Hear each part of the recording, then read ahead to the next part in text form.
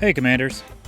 Let's be honest, Elite Dangerous is a game that knows how to demand your time. Whether you're bounty hunting or trading, mining, or engineering your 14th ship, there's always another goal, another rank, another upgrade, another grind. But not today. Today, we're taking a break from the grind. No credits to chase, no bounties to hunt down, no engineered builds to perfect. Just space. Now, one of the gameplay loops that I always find myself coming back to is exploring. There are still so many systems out there. In fact, over 99% of the 400 billion systems in Elite Dangerous are still undiscovered. Untouched, unscanned, unvisited, just waiting. First footfall has been recorded. Congratulations, Commander. So, let's do this. Pick a direction, plot a route, and go. This particular time, I just chose this way. The aim was just to get far away enough from the bubble that I could easily find undiscovered systems and see what they hold. And we're not talking about a ton of travel time here either. I wasn't even an hour from the bubble, and still found a bunch of completely undiscovered systems. And if you're wondering, here's my build. It's a pretty straightforward Mandalay exploration build. It's fully engineered for jump range, but don't feel like you need to have your ship engineered to the gills either. Get as good a jump range as you can, and then just make sure you have 3 things. A good fuel scoop, an SRV hangar, preferably with an SRV in it, and a detailed surface scanner.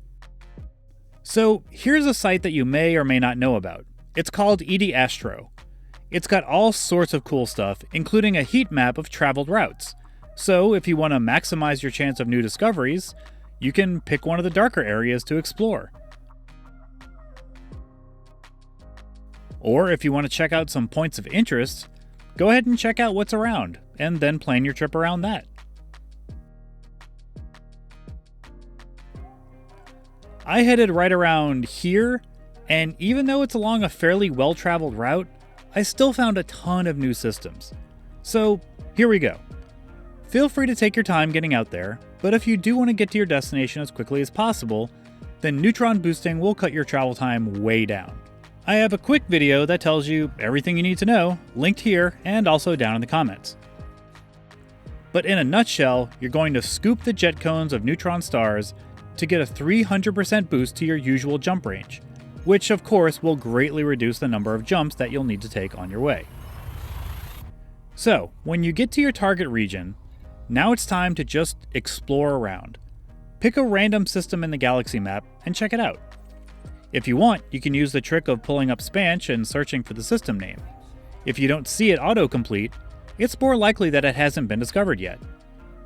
You can also head above or below the galactic plane to get a higher chance of discovery as well. Once you arrive at a system, if you only see the star on your radar, and the discovery scanner tells you that there are bodies about, then you're probably the first commander to set eyes on this system. To confirm, just go over to the system map and select the star. If there's no discovered by, then congratulations, it's all yours. Myself, I like to have ED Copilot running, and she'll let me know as soon as we arrive. Commander, it looks as if we are the first to visit this system. Now, regardless of whether or not you're the original discoverer of the system, always take a look at the system map anyway. In this case, I didn't discover this system, but Neon Dan, who did, was likely just passing through and didn't even honk his discovery scanner, because there are 36 bodies that haven't even been discovery scanned yet, and thus don't show up in the system map. So let's open up the FSS and take a look. Turns out there are 5 bodies with biological signals. 4 biological signals detected on body E3. And 3 planets that are terraformable. B2 is terraformable. Third one discovered today. Completing a surface scan for terraformables nets a few million from Universal Cartographics. And of course, might as well go get that exobiology from the planets that showed biological signals. Congratulations, Commander. With this being on a first footfall body, that's worth around 81.01 million credits if you get a sample. Stratum is of course the most lucrative type, but honestly, in this trip, I'm just more interested in diversity. I purposefully set aside the scan value and just went to check out the other varieties that I usually pass on.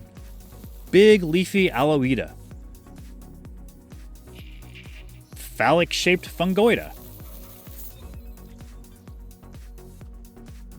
huge saucer-like osseous, and giant towering tubers. But other than that, be sure to just go check out interesting looking planets, especially ones that are landable, and even better, ones that have atmospheres. Check out some rocky planets. Check out some icy planets. Check out some fiery planets. There's lots of cool stuff to see out there. And let's not forget some of the more otherworldly discoveries. Personally, one of my favorite things is bombing around in my SRV inside a huge city-sized crater, especially in VR. You ever take it off any sweet jumps? Well, hell yeah, I do.